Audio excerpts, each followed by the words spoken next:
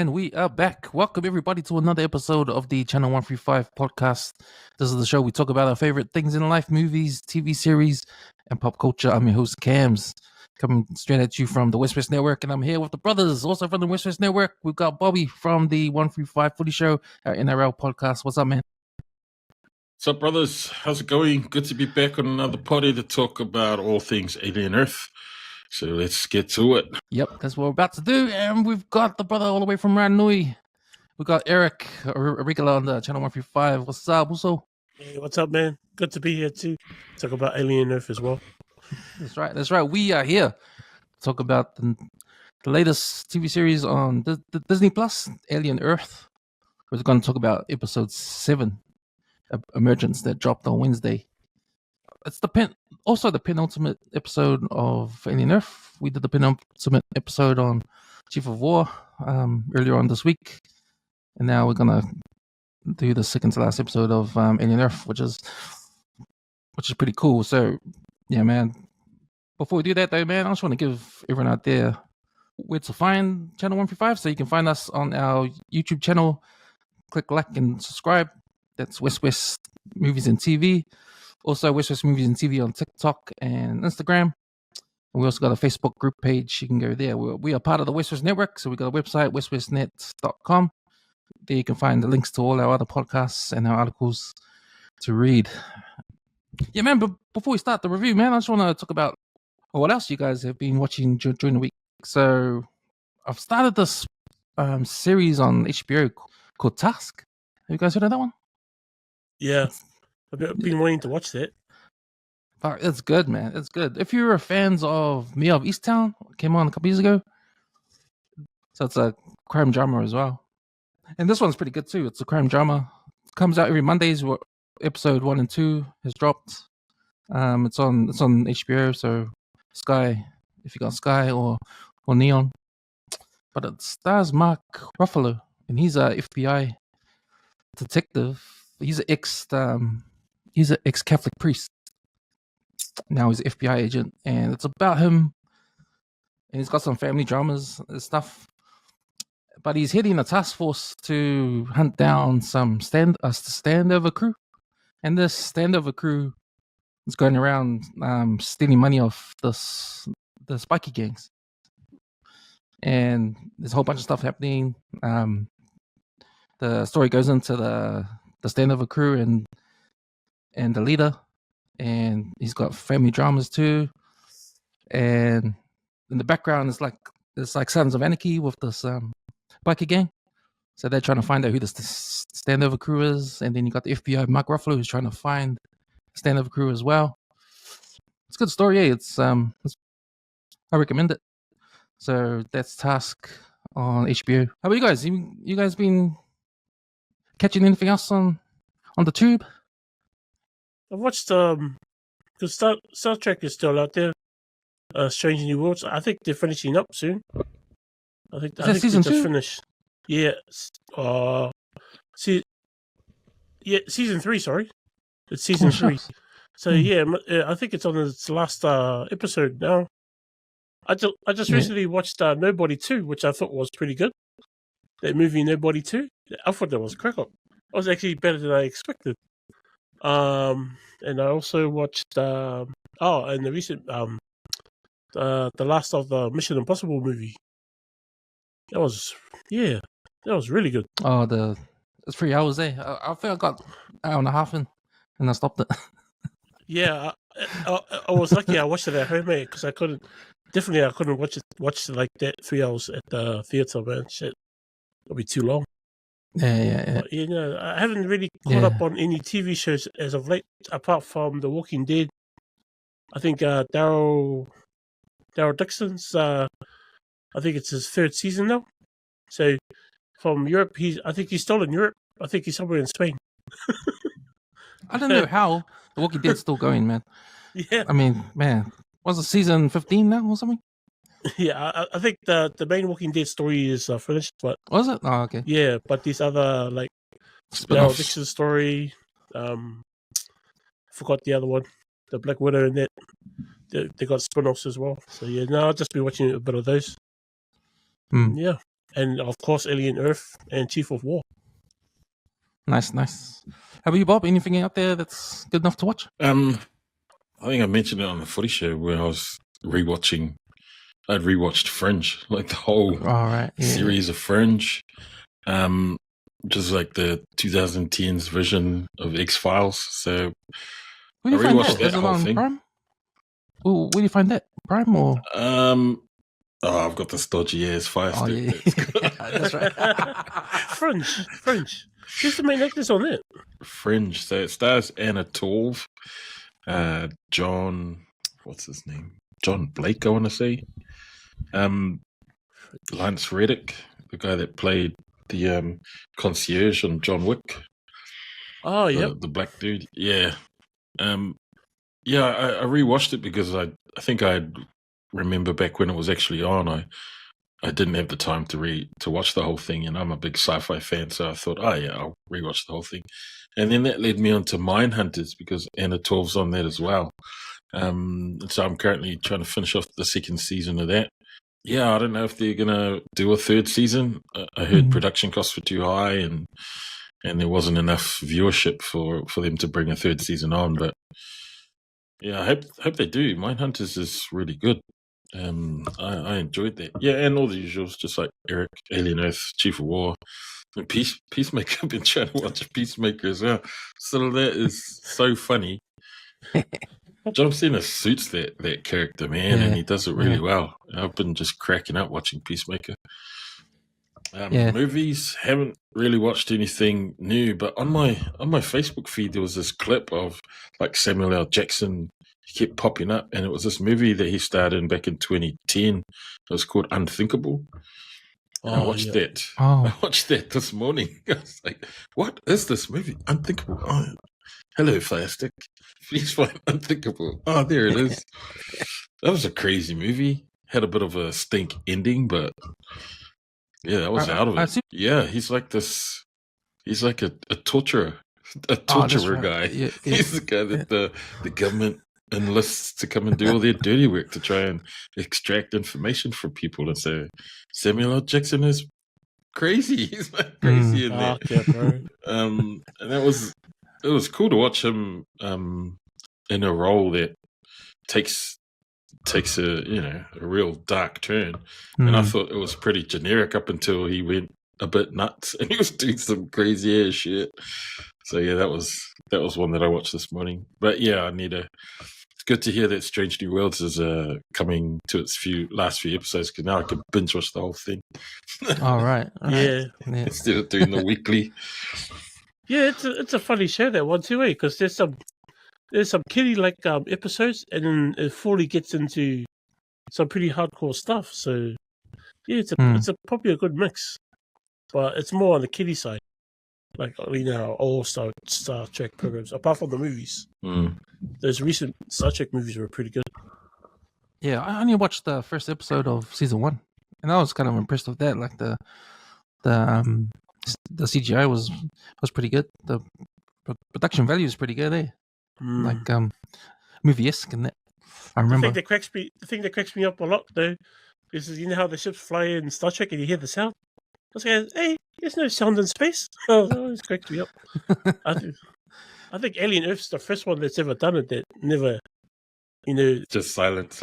Yeah, remember how the ship crashed before the ship crashed into Earth, and hit that space station at the moon, but it didn't make any sound. I was like, whoa, solid.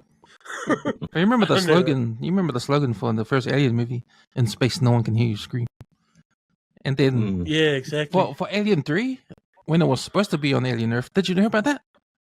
Before they changed Alien 3 to be what it is now, the first script was Aliens on Earth, and the slogan was, "On Earth, everyone can hear you scream." So yeah. But no, sounds about right anyway. I agree with your suggestion on Mindhunter, because I enjoyed that show, man, when I was out on Netflix. I love that David Fincher type dark kind of serial killer kind of vibe. Eh? Like, I don't know if you guys seen Zodiac? Man, that is one of my most freakiest movies I've seen, man. Just the vibe on there and the tone, kind of like Alien Earth. But sweet boys, let's get into Alien Earth review. So we're gonna do the usual spoiler alert. So if you guys haven't watched Alien Earth episode 7 yet, pause this podcast, go watch it, come back and listen to us break it down. We're gonna do the Xenomorph 5 recap. Spoiler alert! Spoiler alert! Spoiler alert! Spoiler alert! Alright, episode 7, Emergence, directed by Dana Gonzalez, written by Noah Hawley. Smee discovers slightly hiding Arthur in his room, and the latter convinces him to take Arthur to the beach to deliver it to Morrow. As security contains the flies and cleans the lab, Wendy is disgusted by the company trying to dismiss Toodle's death as an accident and convinces Nibs to join her and Joe in escaping the island. On their way out, Wendy hacks into the system to release the grown Xenomorph in the lab as a distraction, which rampages and escapes into the forest. Kirsch finds Slightly and Smee carrying Arthur's body, but actually helps them take a faster route to the beach. In the outskirts, Arthur regains consciousness and the facehugger dies. He begins to remember the events and convinces Slightly and Smee to return, but a newborn Xenomorph bursts out of his chest and escapes. The hybrids take Arthur's corpse to the beach, where a Yutani raid team led by Morrow approaches him. Seeing that they failed to bring him the newborn, Morrow takes them captive. After Kirsch shows Cavalier the octopus eye causes the lab accident, Cavalier talks with the creature. Fascinated, he decides to give it a human host to properly communicate with it, and declares he knows the perfect candidate. Wendy, Joe, and Nibs are held at gunpoint by Yutani forces, but Wendy uses her communication skills to have the grown Xenomorph kill them. She comforts it, and the creature spares them. Morrow and his troops enter the facility, but they are intercepted by Kirsch, who has captured the newborn Xenomorph and takes them captive. Wendy, Joe, and Nibs reach the boats, but they are intercepted by Neverland enforcement.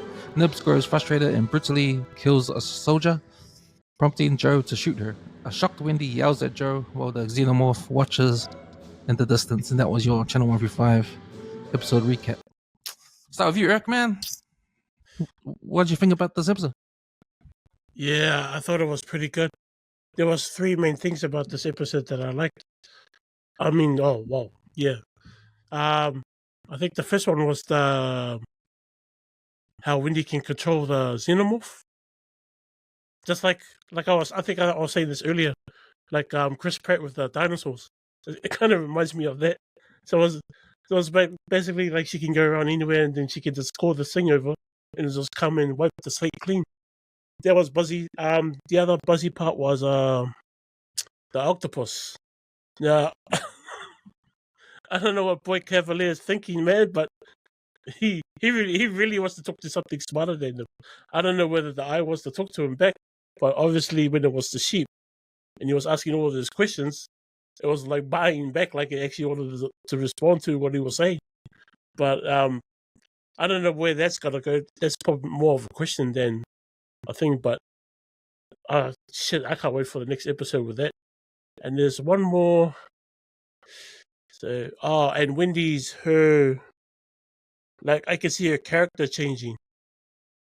Like I think she's thinking she's the same as the aliens almost. So I don't know if she's got any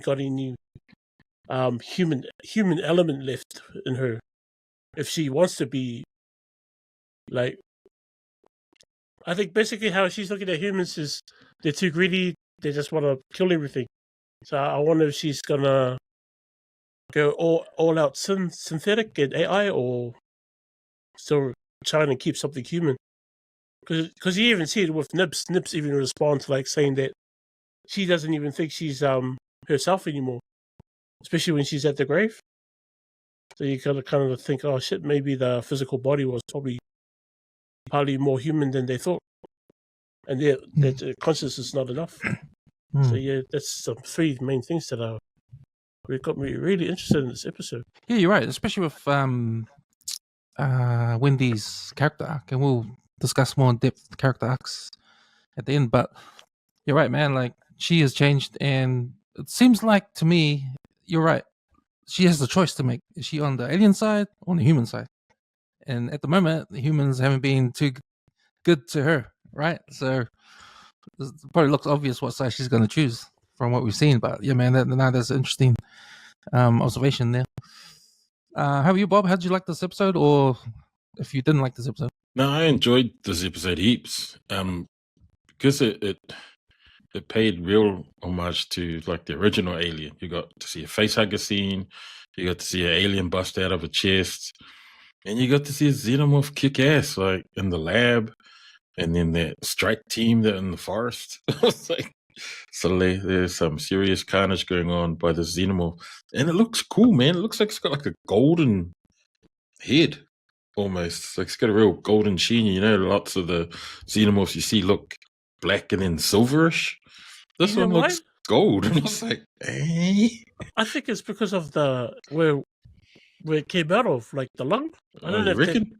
I reckon it's because it was it was feeding off the whatever bio thing, so it came out of a lung.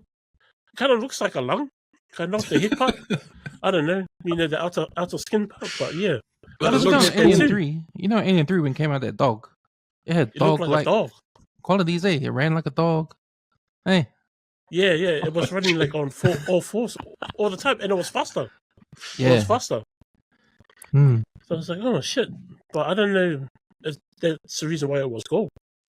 Well, So it looks whatever pretty the mean, reason, though. it looks cool, man. Yeah, And just that whole scene of Wendy being able to communicate to and control it. I don't know about control, but she can definitely communicate with it, and it seems super friendly. Like there's that scene where it comes up to her after it's killed all those soldiers, and she just sort of pats it and tells it to, hide and follow. I think. And I was thinking, suddenly, she's made this alien like a pet, and in Alien 4 they had that sort of psychic connection with Ripley and the Queen and all the other aliens in there, and they've got a similar sort of connection, psychic connection going on between Wendy and this Xenomorph. No one has explained it yet, why it is that they've got this sort of psychic connection. Is that one of Wendy's powers in her as her synthetic body? I don't know. Like they've talked heaps about its physical abilities, but man, she's able to do shit on the computer and look into screens, and she's doing all that like techno savvy type stuff that she's doing.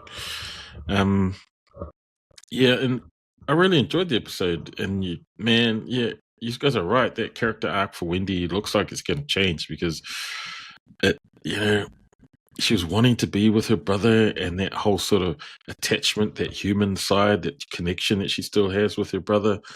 I don't know if that connection is going to exist in the next episode, because she's also got super strong connections with her Lost Boys siblings, right? And so when she saw Nibs get taken out, I was thinking, Saleh, did you not just see your sister in the synthetic body call over an alien? It's like, so that not only do you not want the Lost Boys to be against you, because they might be childlike, but they don't understand how strong they actually are, and how they can do the things that Wendy does. Not the psychic stuff, but they've got the same sort of physical abilities, right? That hasn't really been shown, and so I don't get how they're in these strong synthetic bodies, but it takes me and Slightly, the two of them, to carry Arthur all the way where they need to go. I was like, so are you guys not strong? That was a bit of a plot hole for me when it's like, come and help me. And I was like, hey, I thought you were synths. You guys strong? Maybe they didn't get given the strong ability. I don't know, but maybe it's the kid thing in them. Who knows? Yeah, I don't know that. And you saw in the previous episode where Isaac just goes and tink and yanks the flipping door off the thing. He's like, oh, don't realize his strength, drops the thing, and and then all of that shit happened. And so I thought, plot hole, these guys can't carry this one human, and then it takes them ages to carry Arthur through the forest and shit. So yeah, apart from that, I thought the episode was really decent. And there's all that other stuff that we can talk about, like with Kirsch, the shit with Morrow, the craziness around Boy Cavalier with the flipping octopus eyes. So yeah, that stuff, I don't know. Again, it reminds me of Chief of War. There's like too much stuff to wrap up in one more episode. So I feel like there's going to be another season of Alien Earth. And I think there's probably enough viewership too, because I've read a few things about it and it's quite popular. So Yeah. You know, I enjoyed that episode. The homage to the original Alien, and just all of these freaking different dynamics that's happening in that last episode. That is all unresolved. But man, isn't it cool to just and have an alien come out of the bushes and rip apart a flipping. These guys are supposed to be Team 2 checking in. Mercenaries and boots. They just got massacred. I was like, Sully, yous are not a good team. That team is CIA's pushing too many pencils, mate. These guys are all villains. And it sounded, honestly, it sounded like a predator. Like the little clicking noises. I was like, bro, this sounds like Predator hard. Yeah, hard out, bro. So yeah, I was like, enjoyed holy it. shit. Since we started doing this podcast about Alien Earth, and we've been doing this, I've been praising this show, man. I've been praising this show for its writing, for its tension, and just great story writing. I thought they had no flaws until now, until this episode, man. Until this episode, I did not like that scene where she called the alien to help them, and the alien came down from the trees and attacked. I was like, man, I should have known this is going to be what will happen. Like, of course she's going to communicate with the. I thought that was cool, the communication in the lab.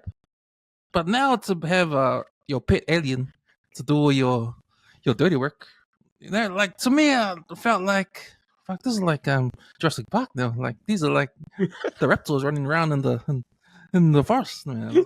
Oh man, so I was kind of like, I probably knew this was gonna happen, and I've seen it. I don't really like it. I don't really like it. I like the aliens with on their own, like they're like their own thing. They got their own agendas. They're just a killing machine, man. They just kill anything. Yeah. All they want to do is make eggs, get someone to plant those embryos from the huggers, and make some more aliens and kill, and that's it.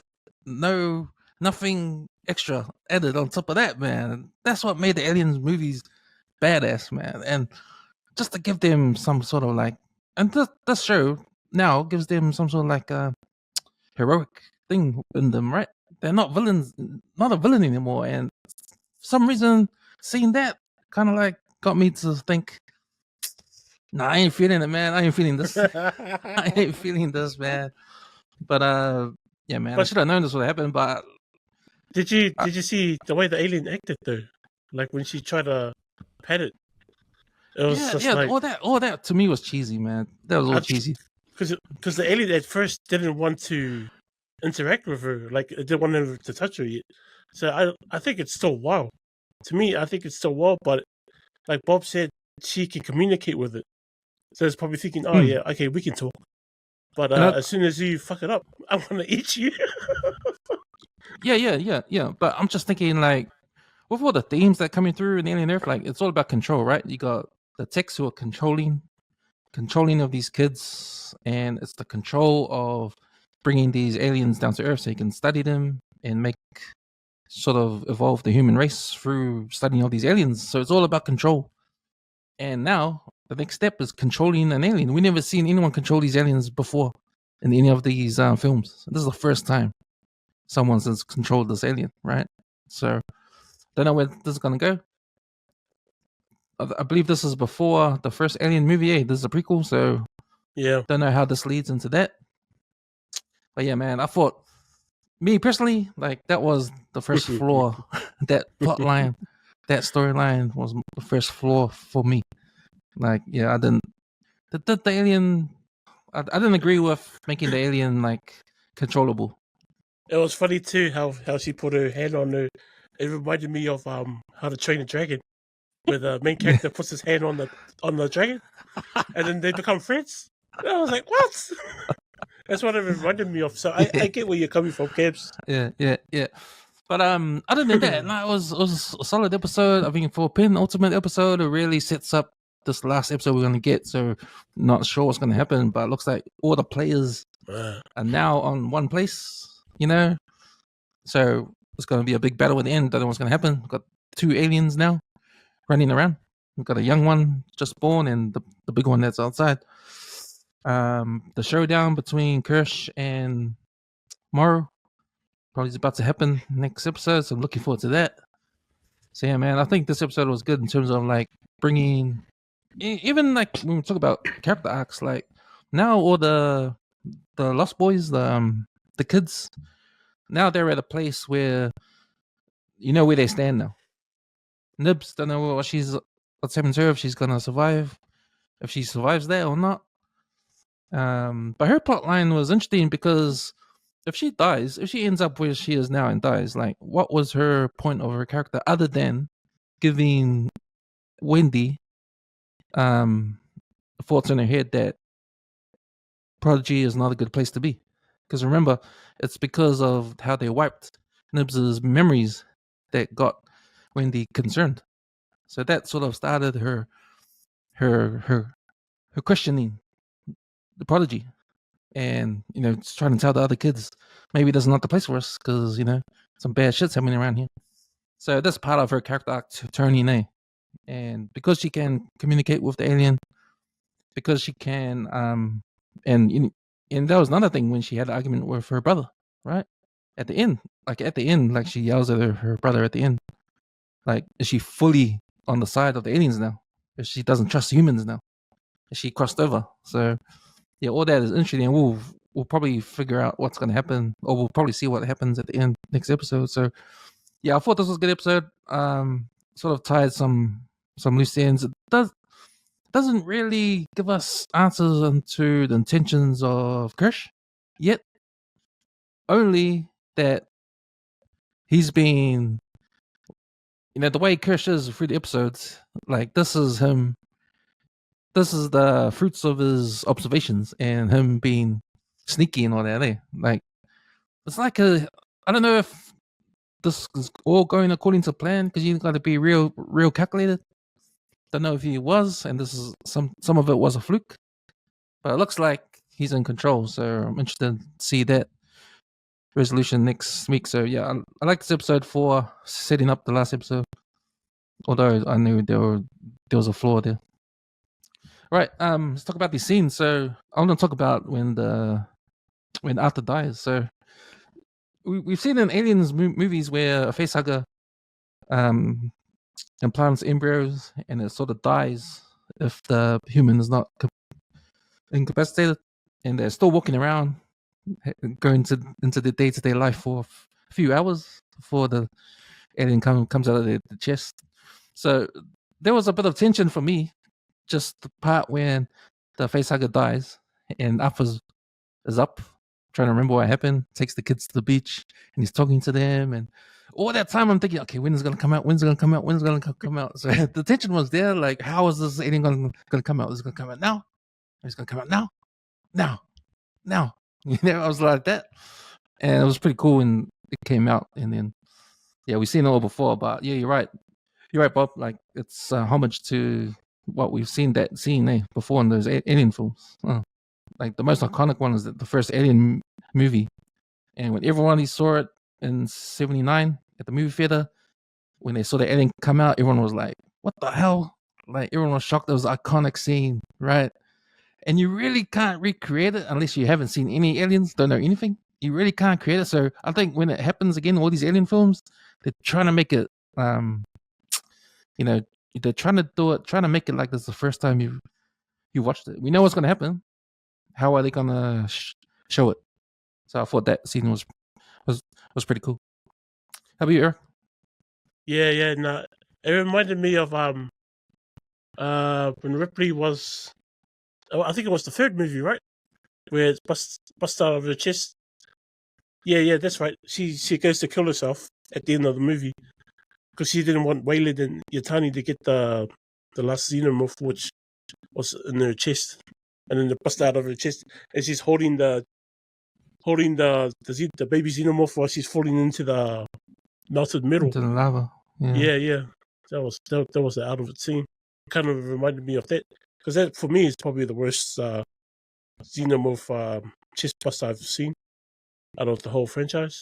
That and the first, especially when I saw it when I was young. I still remember it freaked me out. So yeah, no. that was kind of cool seeing that again. I was like you too. I was wondering when they were gonna bust it open, and as Arthur turns around and holds the boys' heads, and he's walking away. I was like, oh, they're gonna do it now. And yeah, obviously they did. It was pretty cool too. Wasn't overly dramatic. They had a bit of a slowdown moment with him busting out, and then it just takes off into the bush. I was like, oh damn! It's like shit, little freaky bastard. I love seeing the actor that plays Smee act like a little kid, because I remember I was thinking about you, Bob, how you were like admiring his acting in the last episode, folding his arms and stuff. But Yeah, man, just like a little kid, man. Like he's doing yeah, this, he's yeah. swaying back and forth and holds Alpha's hand together. Like slowly. Your Said it'll be okay. your thoughts on that scene, Bob? Yeah, so this whole episode, it's called Emergence, and so everyone kind of knows that it's about the alien that's going to bust out Alpha's chest, right? But like the previous episode, Fly, I talked about being a fly on the wall, and those guys are observing, and the octopus eyes observing like a fly on the wall. They're just watching. So Emergence for me, it had a lot of Emergence type sort of themes. You had the alien bust out of the chest, but then you also had like the emergence of Kirsch admitting that he knew what the heck Morrow was up to, talking to Slightly that whole time. You had the emergence of Morrow out of the water, coming onto the island, trying to reclaim Yutani's property. You had the emergence of Wendy and her brother, like Hermit, finally, let's get off the island. This is our plan now. And so there's a lot of emergence for me going on, and that whole facehugger scene, you've seen the facehugger just die and fall off. So I don't know how the hell that thing fell from the sky. Because I was like, plot hole, where did Arthur get up like this? And get the facehugger up into the air, because that's where it fell from when these two are like, oh my gosh, where did it go? And then it fell down in between them, and they freak out.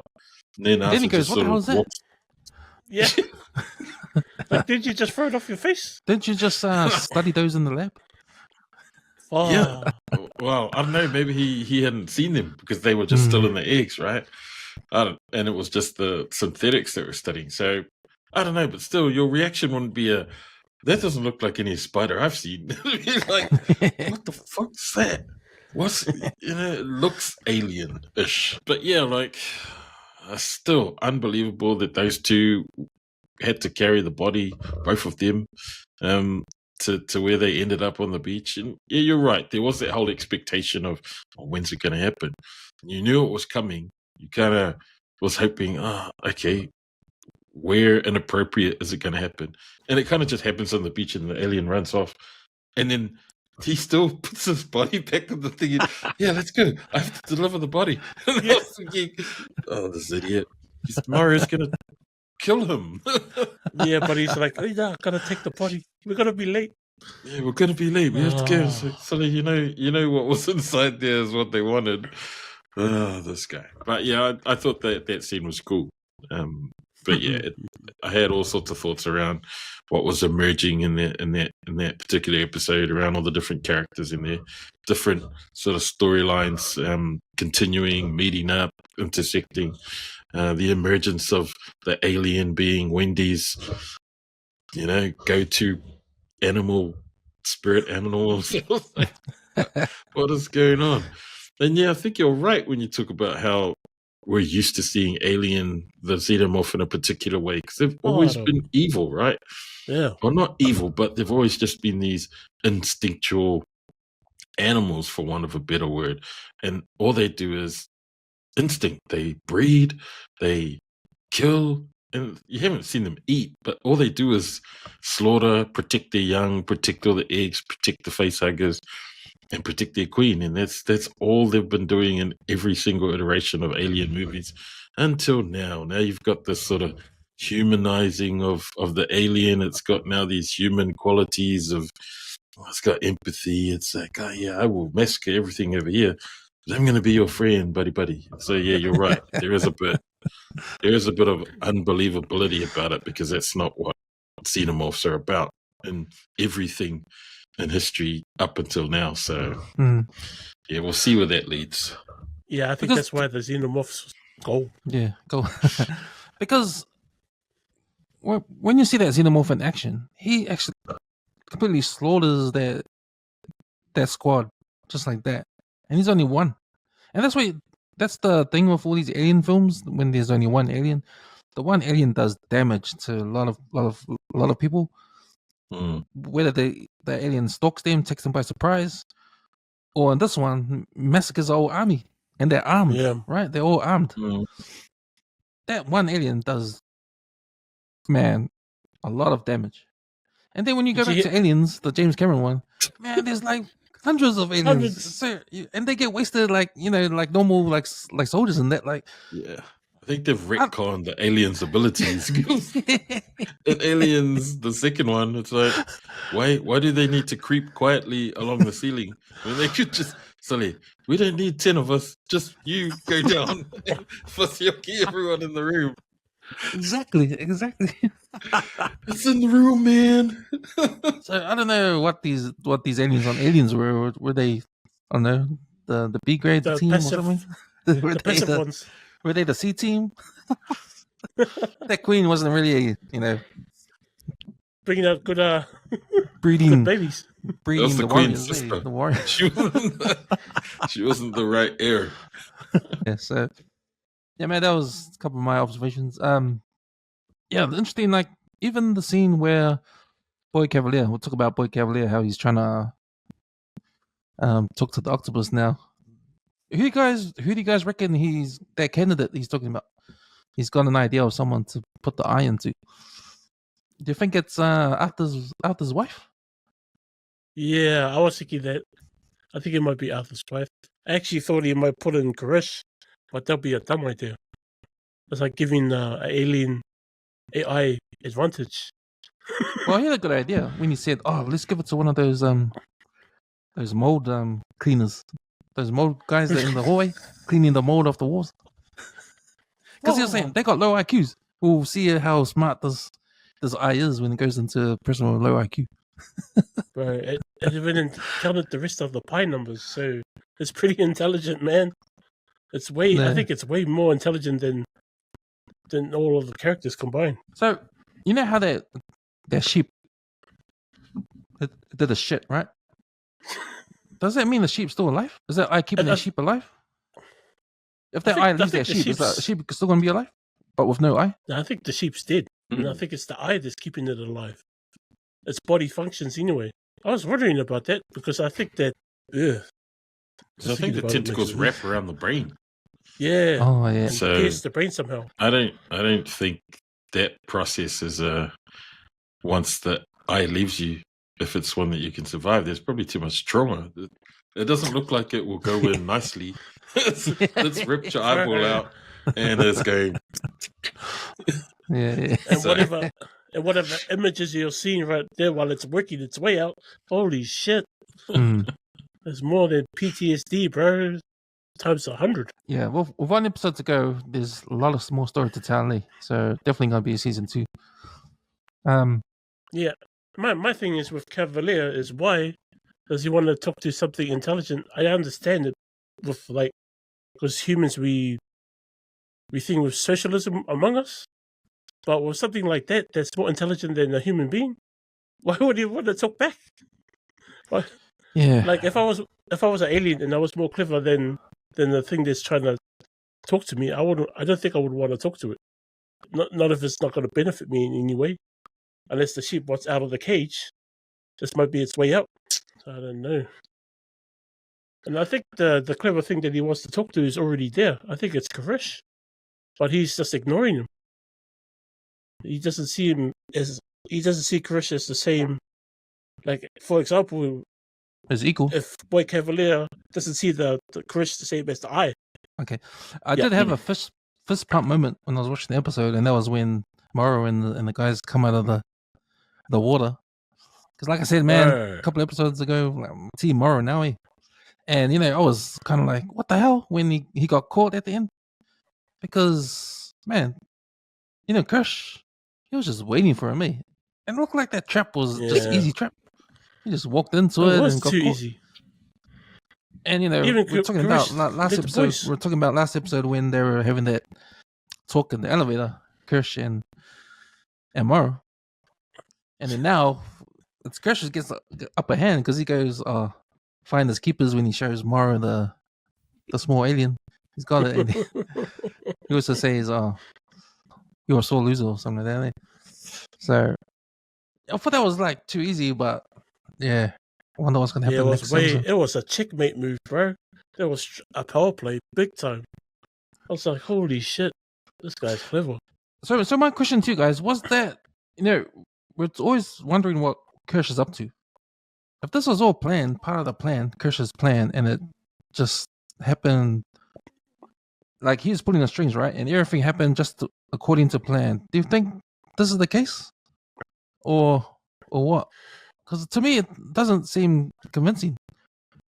No, I think Mario accidentally played into Carissa's plan when he tried to get slightly, and I don't think Mario expected anyone to see that little earpiece that he planted on slightly, but Carish saw it, so he didn't acknowledge it. He just left it there and see where it will go, and obviously it went down the path where he was like, oh yeah, this guy's gonna try and steal the aliens back. But that's what I mean. Did Kirsch know? But that's what I mean. Did Kirsch know that Slightly was going to bring Morrow to that particular part of the facility where they were just waiting for him? Nah, I don't think he knew what Morrow was going to do. I think he was just wanted to let them play it out because he did see the device on Thing's neck, but I think he just left it and just saw where it went. So he's a very patient synthetic. They were already on high alert anyway, as a result of that meeting between Yutani and Prodigy. Yeah, and how they had more favorable outcome with that mediator, and so they were already prepared. Like the security forces were on high alert, waiting for Yutani to. They weren't just going to sit back and wait for 6 weeks. They were going to come and try and take back their property, and so all of those security personnel were already waiting for them. But you kind of already knew that Kirsch, that guy had his eyes on everything. And it was Boy Cavalier who kind of couldn't be asked looking at a monitor himself, who would just ask Kirsch, everything all right? Yeah. Okay, sweet. Yeah. Like I mentioned in a previous episode, this guy is super intelligent, but he's so stupid he can't see shit that's happening right under his nose. So, you kind of knew that Kirsch, he sees everything, and he's obviously not going to just let Yutani go through with their plan. I think there's probably more to it. Like we kind of don't know. He's still sort of within Boy Cavalier's, I guess, good graces, because it looks like he's performing his role, his duty as the older model synthetic, still looking after security stuff and getting all of their security personnel to get to where Morrow was. But you're right. Like you still don't know what his end game is, or what his whole plan of just watching shit play out like they have been. Like he didn't do jack shit when he saw Isaac getting killed. So I was like, this guy, he's got some sort of deranged purpose. It just hasn't been revealed yet, and we're still sort of guessing as to what that might be, because we thought, oh shit, he's leading them take the body to Morrow. And then next minute, I think he just wanted the alien Xenomorph baby to pop out so that he could have another thing to study. So yeah, I don't know. We still don't know what his motives are or what his end game is. So hopefully they'll reveal that in the next episode before the season finishes. Yeah, he had that one cold line to Wendy when Wendy came in the lab and Wendy looked at the body of Isaac. He said, What happened? And Chris goes, science. It's like, hey, this guy. That's the wrong thing to say. So probably a hint on his priorities. He's acting like a David. He's getting more weirder and weirder. Well, we had this discussion last episode, me and Bob, about what are Kirsch's true intentions here. What's his end game? And we're trying to figure it out. And we still haven't, you're right, we still haven't figured it out. They haven't shown us exactly what it is yet. But I had a kind of like a take afterwards. So I was thinking about how humans treat AI right now. Like, Yeah. there's This is no all shit. reason for AI other than, to help us, right? Help us with everyday life, right? But they take it as far as, creating new AI robots and think for themselves. And that might be a bad thing because they might take over, right? And that's what we're scared of because they're already taking over jobs. They're already reliant on AI. AI is in social media, which makes things difficult when it comes to fake news and all that kind of stuff. So it is disruptive. It can be disruptive. Like, there's a bad side to AI, right? But they still develop it. They still develop it. Humans still develop it in China. They still develop it to a point where they want to take it as far as they can. And I think the reason why is because humans can. Even though it might be bad, it doesn't matter. The question is, can they do it? And that's the reason why they develop AI, because humans want to know if they can do it. And I reckon that's the same thing with Kirsch. He's an AI. He's a synthetic. He's an AI. He knows he's got power to manipulate things. He's the head of the lab or whatever it is. That's why he's pulling the strings and things are happening for him. So he's thinking, he's in the sort of like same mentality, right? That the reason why he's doing it because he can, and he wants to see how far he can take it. If it means it goes as far as him taking over Prodigy, then he'll do it. So yeah, we're not sure what's going to happen next episode, if they're going to finally show us why Kirsch is the way he is. Maybe he is a David character like in Prometheus, because that was a similar thing too, right? So Yeah. AI thinking for It's themselves. similar attitude. It's AI thinking for themselves and going their own way and seeing how far they can take whatever they want to do. So not Yeah, thinking about the 'cause- human side of things. Like for Yeah, the human 'cause- side of things, it's family.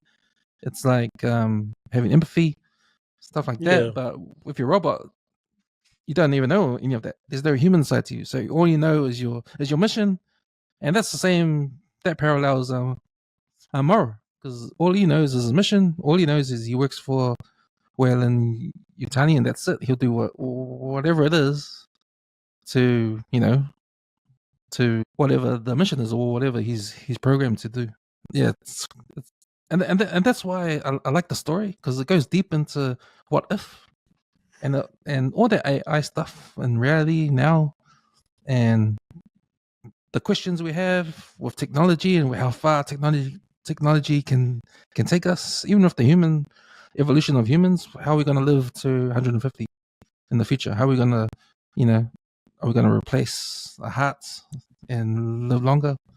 That kind of stuff. And these are all the questions that they try to answer or have in this in the series, in the background. And yeah, so, and then in the background you got the aliens and all that too. It's one of the reasons why I love this. I love this series. Yeah, for that kind of stuff.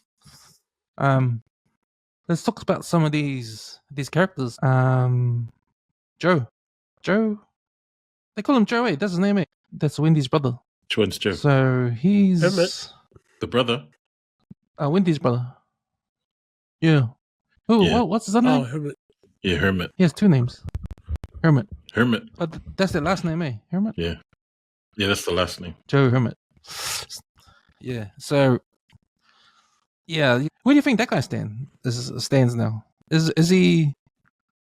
Because all through the series, he's connected to Wendy. Yeah, he's connected to Wendy as the brother. We know this. So there's always a connection there between those two. This episode showed us that there's like a rift between them now, right? And it's probably what I said earlier. Like Wendy has this. Wendy is learning about herself in terms of like what's around her, like the humans. She doesn't trust Boy Cavalier anymore. She knows what's going on. Humans really haven't been good to her all season, all series. She's communicating with the alien. The alien's sort of in the same boat because the alien's been studied. She's been studied, so she knows that's not a good thing anymore. Because she's been studied. she's been studying, and plus they erased Nib's memory, so that's another thing that makes her think, man, I don't think this is the right place. This is a good place, right? And then the act of her brother shooting Nibs, like that, just that's the rift right there, right? That's and the last scene before the credits roll is Wendy yelling at him, "What the hell did you do?" So I got it. her character arc is gone over now. I think she's now doesn't trust any humans at all, even her own brother, and she's going to be Team Aliens because she sympathizes with the aliens, right? And obviously she's with her Lost Boy mates too. So it's her against the humans now. So I think that's where we are going with her. What do you guys think? Yeah, no, that's what I was getting from that scene. I think because earlier on she has a conversation with her brother, and then he's like, "Oh, I think he's already hinting, I want to get out of here and I want to take you with me." And I forgot what the discussion was, but she goes, "Oh, Boy Genius says this is a yes place. It's not a no place, it's a yes place." And she kept on saying that a yes place is somewhere positive or something that they have to do to move to the future or whatever. But you can see that slowly changing in this episode where she's like, "Oh, okay, if you've done this to Nibs, wiping her memory and that, and how is this a yes place then?" And Like, Isaac as well. She's asking you, And Isaac yeah, as well. and what happened to Isaac in the lab? And they just treat him like a science project. It's also changing their thoughts about this place. So I think, yeah, her arc is definitely changing big time with Prodigy. So, yep, I don't think she trusts humans anymore. So, I don't know if her and the aliens are running around in the jungle together, living the rest of their lives as a happy master and pet. But we'll see what happens. Hopefully, it's only that one Xenomorph, because I think with the newborn, man, I don't know if it's gonna if it'll be the same as the one that she's already got under her wing. So I would like to see what happens in the next episode with that. I think Hermit for me keeps Wendy's character tethered to her humanity, right? So that's her connection to her human self, the sister. This episode kind of saw that tether get gibbied, man, and so her sort of really staring very angrily back at Hermit, asking him what did he do. I was like, Sully, you better. It wasn't me. I was fighting for the weapon and, something. But, he was trying to save that soldier colleague of his that he had worked with because she was about to get her head ripped off or broken or snapped or something. So he was trying to save her. For me, is she still alive? Yeah, she's alive because he saved her and shot Nibs. But yeah, I was going to say, like, when you were talking about that AI stuff, for me, there's three intelligences on this series. The AI, which is Kirsch. You've got the human intelligence, which Boy Cavalier wants to represent. And then you've got the aliens and, like, the alien intelligence. And that Octopusi pretty much is representative of alien intelligence. And even those other... including the Xenomorph and those flies, the bugs, like they sort of fly around and just do real instinctual things like we want to eat, we want to shit, we want to like a fish. Build our nests, just doing what animal stuff, like animal kingdom type things. Like or we want to, face hugger come out of the egg, inbreed on a human, burst out, and then grow up. That's what all the Xenomorphs done. But then you've got this other alien intelligence, which is their eye. And out of the three of them, like, it's looking like the human intelligence is the most stupidest out of all three of them. Like, they do some really dumb stuff. And even the human consciousness that have been sort of downloaded into the Lost Boys, apart from Wendy, all those other guys do really childlike but stupid things, and they're not very. It doesn't look like they're experiences have sort of shaped them and made them mature or grow up or anything like that. Whereas Wendy's experience, she's taken all of the stuff on board and she's really thoughtful, and it looks like she's changed a little bit with all of this sort of sensory input that she's receiving. Whereas those other guys, like Smee, he still acts like a kid, man. And I don't know how long these synthetic kids have been around or how long they've absorbed the consciousness, but it just looks like they haven't really developed. Not just with the story, and their characters haven't really developed. I think Smee's still the exact same from when he was first transferred his consciousness over. But you've seen others change, like Curly's changed. She's gotten jealous. She wants to be the number one in Cavalier's eyes. You've got Nibs, who's gone this crazy sort of arc with her character. Isaac wanting to change his name from Toodles, now he's dead. And slightly gets all of this sort of emotional blackmail from Morrow, and even his character sort of develops a little bit.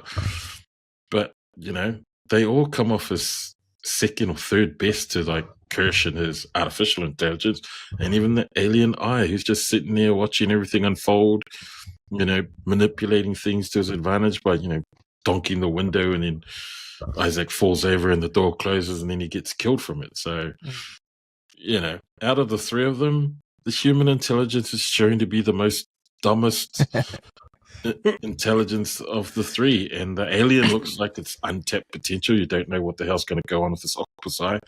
And then the AI, Kirsch, is just biding his time. And if he could have his way, he'd go in and erase all of the human emotion and things that are in these kids and just get them to be like AI consciousness. Yeah. Yeah, basically like him. Yeah, so, yeah. So what you're basically saying, Bob, is that, there's a metaphor for what's happening now. Like, humans create stuff, and that stuff they create kills us in the end.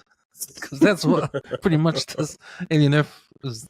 These humans have brought these aliens back to Earth, ready to kill us, man, when they escape. So. You just reminded me of Alien Convent, with a conversation with David and his creator. And he asked the creator who made him. And the guy said, God. And then David said, so you made me, and you're a man. I think that's where the gears for David started to turn. And it's kind of happening here in this program.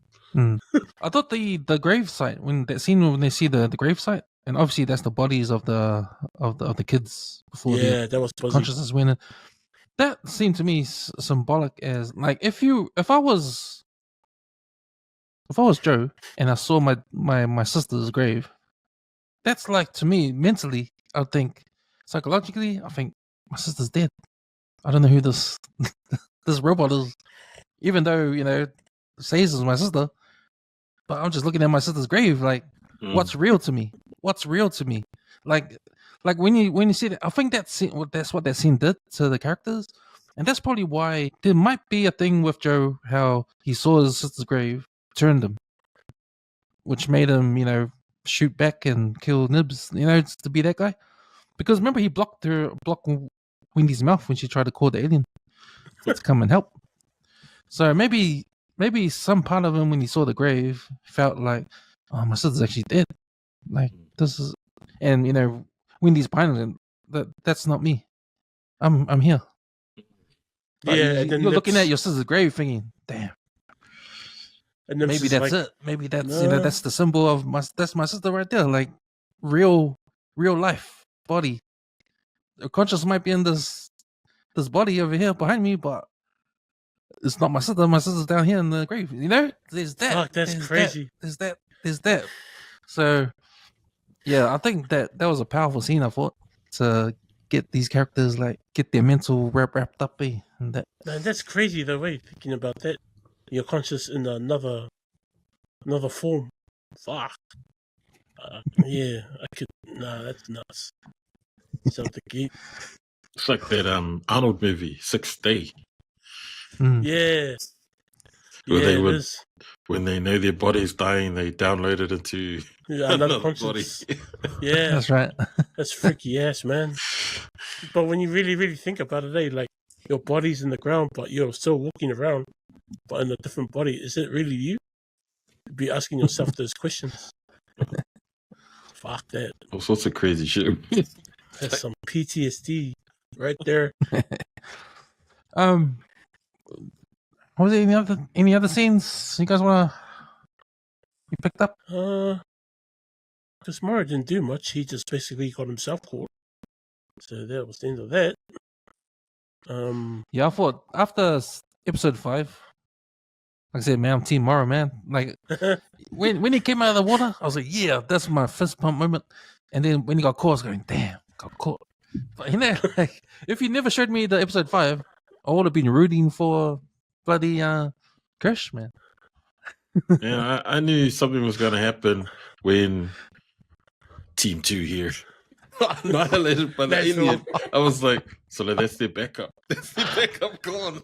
Bro, and the man your said, own. what, shoot all targets, eh? Yeah, Shoot to kill, pretty shoot to much. kill. Shoot to I kill. like the noise of the machine guns because it's exactly the Yeah. guns on same Aliens as the- movie. Hard on. Aliens Especially with movie. the guy, did you see the guy with the, he had their, like, gun holder? Like, just like the one on Aliens? Yeah. Is that the The back? long- that long the one, big, yeah. massive cannon looking thing? Didn't even get to use it. Yeah, so it was no incendiary rounds. You can't use yeah. Didn't even have time to Gas. shoot, man. Then you got shot with the non-lethals first one. only. Non-lethals only. So we've got our Mad Monday for Arthur. Arthur's gone. Rest in peace. Mad Monday for Arthur. I thought it was sad, especially how kind he was when he was talking to the kids. Like, you know, like that's in me. I was like, damn. There's that little think scene with his wife when his wife comforts Curly. So Curly does her name impersonation when she curls up to Dame Sylvia there. So do you think anything what's gonna go with that? Anything you guys think? Did you see her reaction though? When Curly goes, "Mom," she was like so happy. Oh, because she can't have kids. I think Yeah, that's why she was like the mum. and she eh, was, of the- yeah, yeah. she was so happy with that. She was like, "Mom," and yeah, Dame was like, She kind of had only those two really nothing scenes. Like Cavalier comes up to her and was like, "Do you know what happened? Do you know where's your husband on a transport? You fired him? No, he's not." Blah blah blah blah blah. And then that scene with Curly, so I was like, "What was the point?" Those Yeah. scenes, they didn't advance anything. Curly was all sad sacks because Nibs had gone off with Wendy and left her alone and promise, you won't tell anyone. Yeah, I'll Promise, call my alien. promise.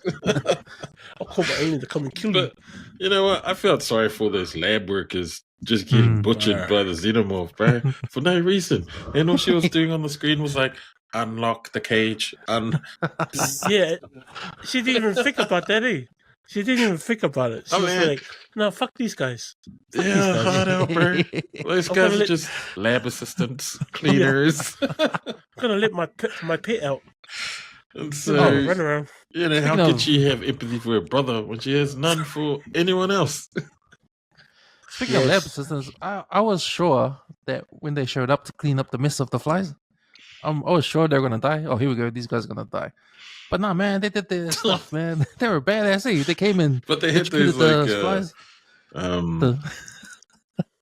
yeah, they had those sticks. The prod thingy. The prod thingy. Yeah, And I was Those like, flies- The kettle prod. How- The kettle how prods. can they be so easily taken out when they were spitting like acid vomit and everything? Yeah. So yeah, but that's they were, another plot hole too for me. Is like all of these aliens have got like this acid blood or acid spit, and I was like, man, they just need to spit against the window of their enclosures and mount all that shit away. I was like, how can it show when the Magnaut crashed? And there's that there's that scene where you can see all the acid, and then you look down and this massive ass hole that goes right through the ship all the way to the bottom. And then these guys are like locked in this cage, and I was like, come on, man. Just acid blood out of there, bruh. yeah. Well, you remember That's why they you remember goat on let those Aliens flies 4? free. Remember on Aliens 4 Resurrection when the alien kills the other alien, uses the blood to Yeah, bust out of the cage? yeah, that was clever. You remember that? Yeah, he Yeah, killed I the remember. alien and then it Used the just blood. Used dripped it. down. Yeah. Made a hole through the floor. That's why the goat let those flies out, eh? It wanted those flies to eat the electronics to the cages.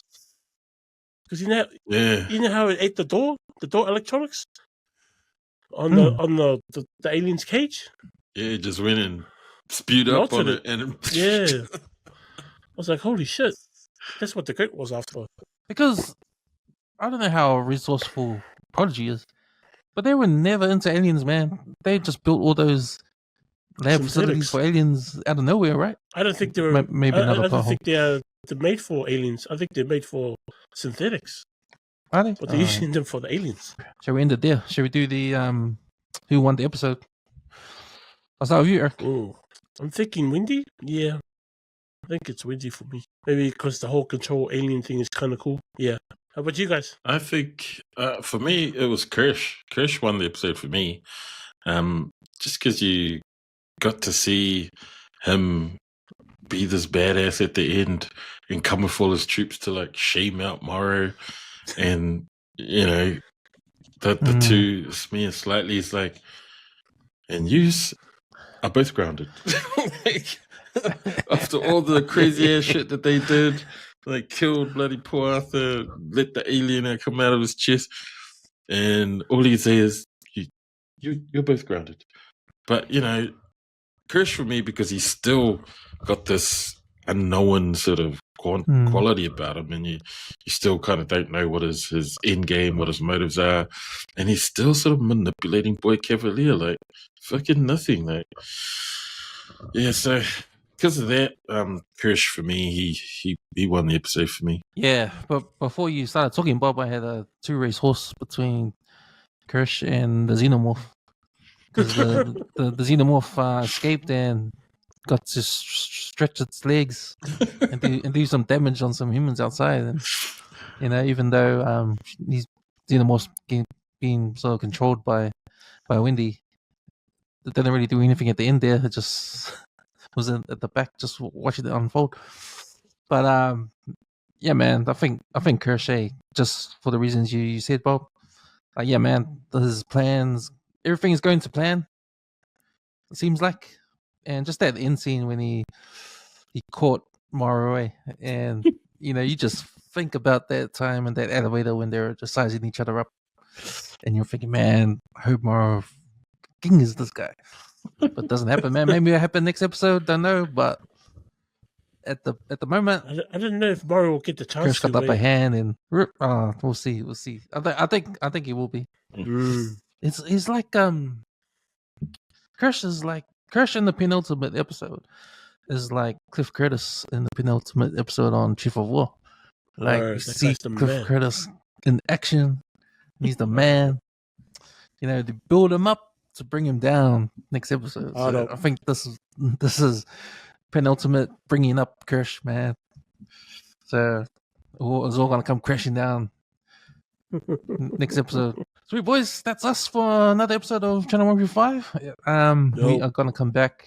We still gotta do can't wait for the last episode. Eric, we're gonna do Chief of War next week when it comes on, and then we'll be back here for the finale of Alien Earth. So tune into that. Thanks, boys, for jumping on. Appreciate you guys' input every week, talking about our favorite things in life again. But cool, man. I'll see you, Bob, next week on Chief of War and 145 Footy Show. And I'll see you back here, Eric, on we'll do Peacemaker. All right. Have a good week, boys. Sweet. Bye.